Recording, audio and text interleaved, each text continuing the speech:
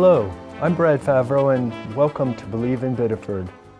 Today we're here to talk about an upcoming event called Entrepreneurs Week.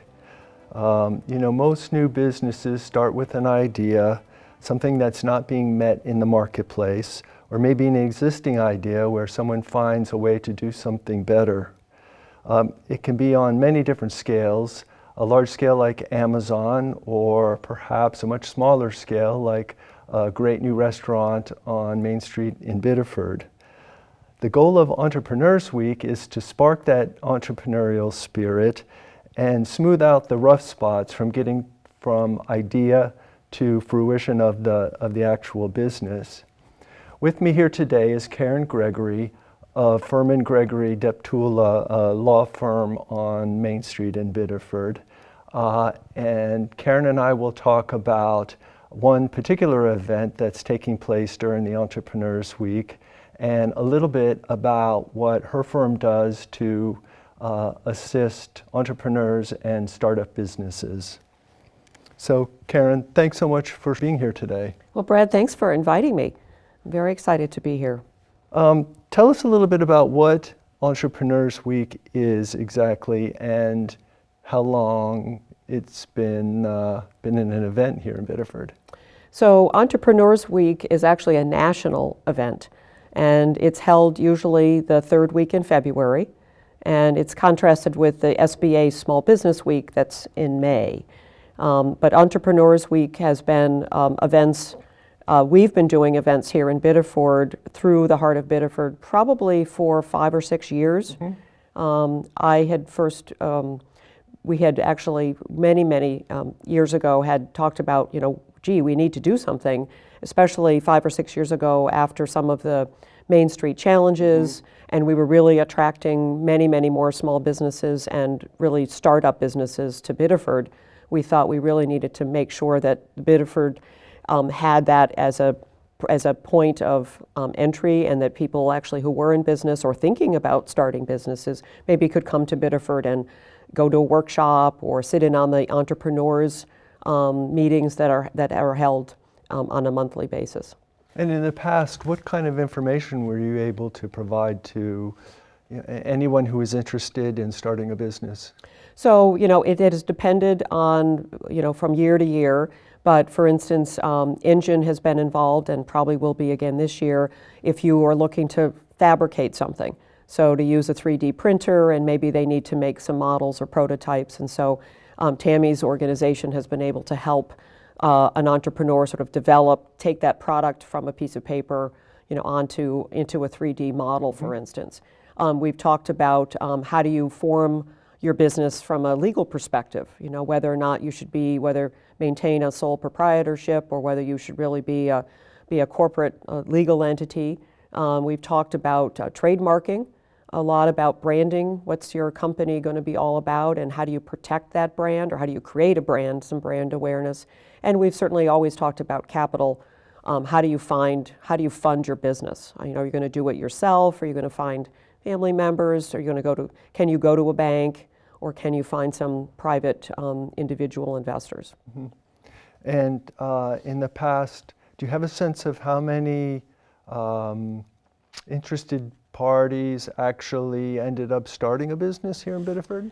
I would say that... can you give us examples? Right. I would say that, for instance, a lot of people come who already are in business to this event. So it's not just people who are thinking about it, but it's been about, I'd say, 50-50 across the number of years we've been doing it, where existing business owners who may have a particular business question or problem, maybe it's an employment question, how do I hire people, can I hire them as a contractor versus an employee, what are the differences?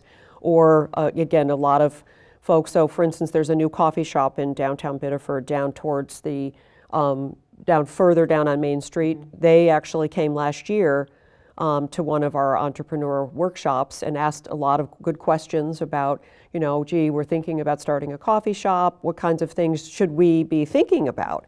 They really weren't sure sort of all of the details of, besides getting a business license, what else is involved. So, as a result of, I think, hopefully some good information that they got last year, they launched their business this year. And that's Time and Tide. It is. Yes. Yes. And I've been to Time and Tide myself, and it's excellent coffee and well worth the trip to Lower Main Street. Absolutely, I agree. Yeah. I agree. Well, tell me a little bit about your law firm and how you assist with startup businesses. Sure. So we have a registered tagline that says we jumpstart startups. We've been doing this business. We've been in Biddeford for now 9 years on Main Street. And once in a while, somebody will literally get off their bicycle and come in and say, gee, you're business lawyers. I have a business idea I'd like to talk to you about. So people can literally walk in off the street and sit down with one of the lawyers in the firm and just talk. We give an hour of free consultation. You can sit for an hour and talk about it, and it's confidential because ethically that's our job, is to hold any information in confidence. And then, they really, try to really probe about, what it is that, why it would be successful, why they would choose, which part of Main Street, or, where they would, do they need manufacturing versus they're going to be retail or they're going to be a restaurant. So we've advised Elements, Stacy's Biscuits and Company, Angel Rocks. We've advised many businesses that were coming to the area and really had an idea and really needed to have some steps put in place as to what do they need to do to get from that idea to being able to open their doors in Biddeford. And I imagine that the advice that you provide really depends on the type of business that a particular entrepreneur has in mind. It does. I mean, there are businesses that are more capital intensive. Right. And so those would certainly require, some help, which we can provide to give the entrepreneur ideas about resources, again, bank contacts, or, they may come with some private investor ideas, but, we have contacts at the Maine Angels or through the Maine Technology Institute if they actually are a technology company. Send them to Will Armitage if there's an opportunity also to do some lending through Biddeford-Saco Area Economic Development Entity. So we really help them. Our questions are really, what problem are you solving? Do you think you're solving with your company? And also, where are your goals? If you just want to be a really small business and just provide, a service or a product, versus, gee, I want to be the next Amazon. There's really a lot of levels of advice. Yeah. And it depends on where they are if it's an existing business, I imagine it depends on where they are in their business cycle. Are they in growth? Are they in maturity? Are they looking for an exit strategy? I imagine there are a lot of questions that come up there as well. That's right. I think that certainly a lot of companies, and many times it's with a small business, you are thinking, gee, I think my family wants to take it over, and, I'm not going to do this, but I'm going to bring in my young daughter or my young son, and when it gets time, when that time comes, they need to understand sort of how is that transition really going to happen, and it's not overnight, because even that founder, that owner of that business isn't quite ready. They think they are to maybe go to Florida more, but it's very important for us to counsel them about, here are the steps that you need to take, and here are the issues that you need to think through. And if you don't have a family member, you don't want to close your business. Right. If you've got employees and you've got an established relationship in the town, so how do you do that? Can you find someone to come in and partner with you, right, to help you scale that business? So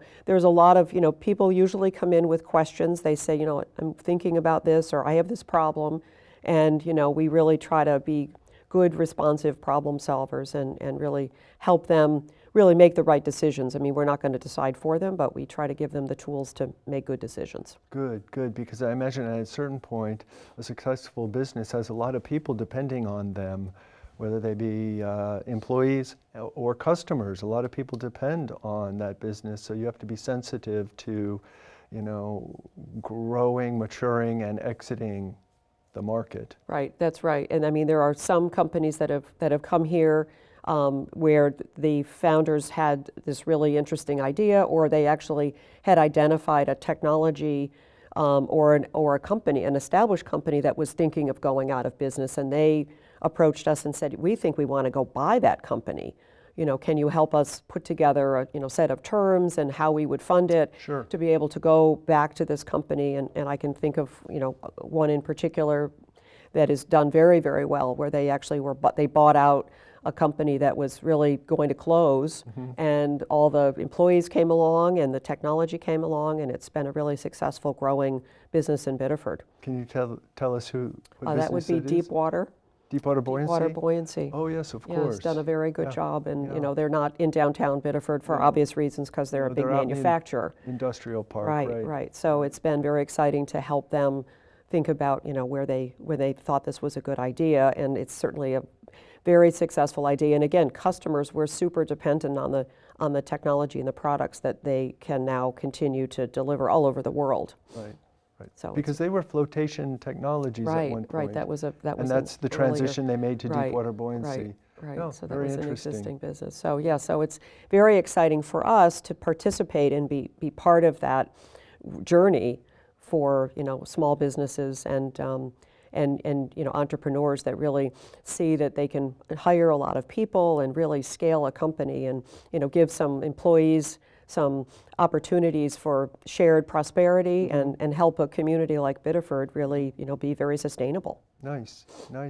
Now I know that your role in Entrepreneurs Week really is limited to the final day, February 22nd. Is that right? That's right. I'm on the Heart of Biddeford's Economic Improvement Committee. We've changed it. I think it was Business Enhancement. We keep evolving the name. Yeah. But I've been on that committee really since its inception, since the Heart of Biddeford was first conceived, when Rachel Whelan was running it. And been very interested in, again, how do you put together a workshop during that week that is going to both maybe inspire people to think about Biddeford as a location for their new business, or be available to help an existing business who may have a particular set of questions that new challenges and or opportunities. So the February 22nd will be from 7:30 in the morning to 9 a.m. Will be hosted by Biddeford Savings. So Jeannie Holt, who's the new CEO, is going to be moderating a panel of women business owners, and it's going to feature Biscuits and Company, Stacy Cooper, and the woman that owns the White Door store, who is in the process, I believe, of relocating to Elm Street. Sadly, yes. Yes, I know, but I guess that works better for her for parking. Right. And then I will be also speaking as well with them, and really just enhancing what they're talking about in terms of how they got their business launched, and sort of the challenges and opportunities of now growing and scaling a business. Like in Biscuit's case, they've continued to expand and grow. And just be able to field questions when we've done these workshops, and really focus more on women's business. As we look around, we see a lot of the ownership or co-ownership of businesses in Biddeford are women, women leading them or co-leading those efforts. So we're excited to continue to attract women entrepreneurs to the Biddeford area. So we'll just have a discussion, a short panel discussion, and then open it up for Q&A from people who participate, and hopefully we'll get 20 or so people, because that's pretty much typically we've seen about 20 or 30 people come to these programs. What obstacles or challenges do women face that perhaps a man in the same business sector looking to open up a small business firm, what obstacles do women face that a man might not? So I'd say two of them particularly. One is that oftentimes there's a presumption that they will grow a very scalable business. They'll really be interested in that. Women might just want to be a small, they don't have any grand ideas about how to grow or how to scale, that they just are going to do this for a lifestyle business. So there's a lot more, I would say, people that believe that women don't think about, they just think about a very small lifestyle the intention, business. it might so be the intention, different. right. And also access to capital. That's always been a huge issue for a lot of women, because of the networks. Most of the capital sources, especially when you look at private equity, where people are actually putting in private capital, is oftentimes very, very hard to access private investors, and most of them are men, and so unless you're in those male networks like the Maine Angels, there's a few women in the Maine Angels, but not, it's predominantly made of 60 people, and I would say 50 of them are men. So if you don't know the Maine Angels, or you don't know perhaps men who are in, you don't know John Burns at the Maine Venture Fund or Nat Henshaw at CEI Ventures, you may not know how to go about accessing potentially those sources of capital. So it's potentially a matter of lack of networks on the part of many women, young women entrepreneurs. It can be, or just again, I've been actually in, and I'm in currently in a private equity fund that's being launched as we speak.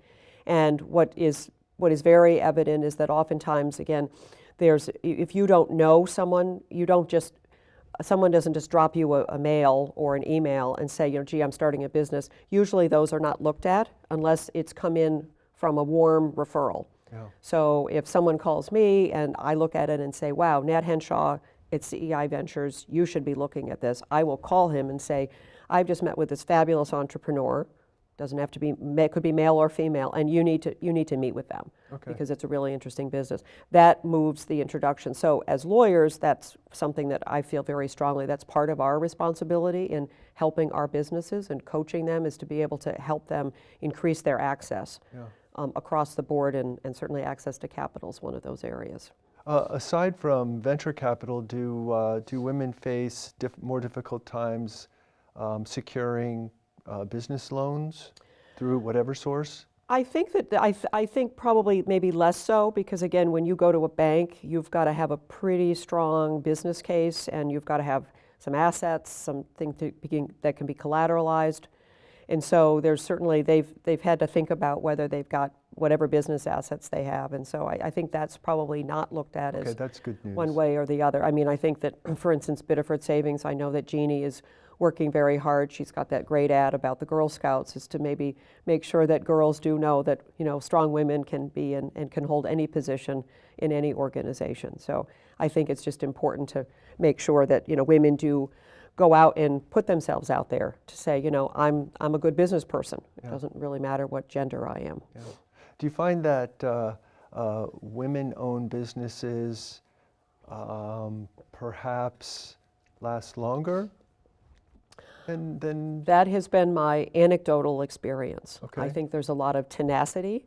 That's what I was wondering. And I think that women do think, if I think about the women clients that I have represented over the last 30 years, women really can think a little bit out of the box, and they can be very creative and find ways to, maybe they partner with another company, or they find a different channel for their product. And so there's a lot of, I think women really can think and really are good at listening and getting trust from other groups to be able to sort of say, I really believe in this. Yeah. I mean, Susan Corbett, who is up in the Machias area, is a great example to me of somebody who, we have a lot of Susan Corbetts in Biddeford, because, just somebody who's really passionate, completely passionate, puts her passion right out there and to make things happen. And she's not going to let anything stop her. And focused.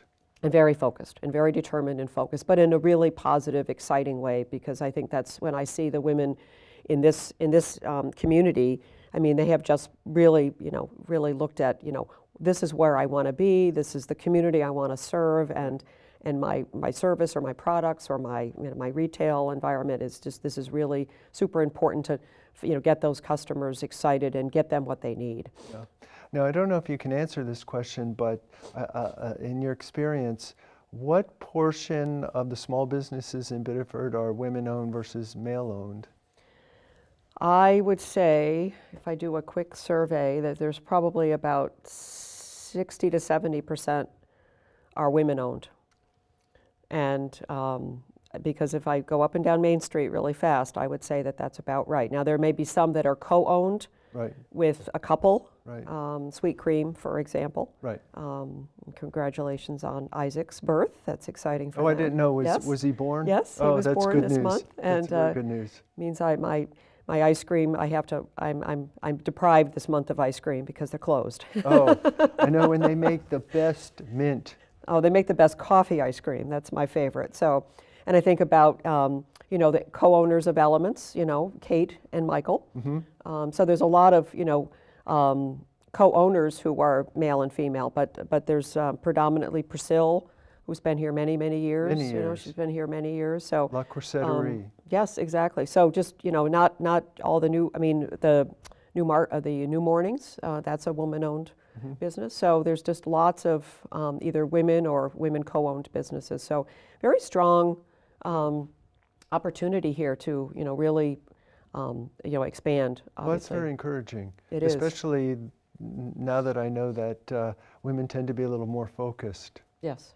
Yeah, and collaborative, I imagine. Yes, I think that's exactly right, Brad. So I wonder if we can get back to the event of the 22nd. It's Friday. Remind us what time it is. So it starts at 7:30 in the morning. There'll be breakfast served, courtesy of Biddeford Savings. It'll be up in their conference room on Main Street. 234 Main Street? Yes, I believe that's the address. Okay, good. And it'll be open to the public, open to anyone. You don't have to be a woman business owner. You could be anyone who's in business, interested in business, but we are going to talk a little bit with women business owners, and perhaps potentially talk a little bit about some of their unique opportunities and or challenges. So a panel discussion about the experiences of women-owned businesses and how that might help budding entrepreneurs. Budding entrepreneurs, absolutely, and Good. that'll be a chance for some Q&A during the panel session, and then obviously people will be available, and certainly the lending officers, the commercial lending team at Biddeford Savings will also be available. Oh, very helpful. To participate, and also to meet with people either there or make an appointment to meet with them afterwards, and that will wrap up at 9 o'clock in the Okay. morning, so people have plenty of time to get to their businesses and open them up. Yes. And not worry about having to close their business in order to participate. Right, right. Now, it's a free event. It is a free Are event. Are tickets nevertheless required?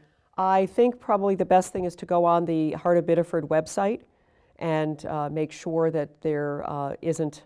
I think they probably have some capacity issue about how many Sure. people they could accommodate in the Sure. conference room. I haven't seen that, but Delilah will probably be able to update the website in February next week when we start thinking closer to February. Okay. Well, I'll research that and get a web address that will help answer that question. Now, earlier that week, it is indeed an entire Entrepreneurs Week. Yes. We've been discussing one event on the last day of the week. I know there's many players who are participating in this whole week-long Right. event.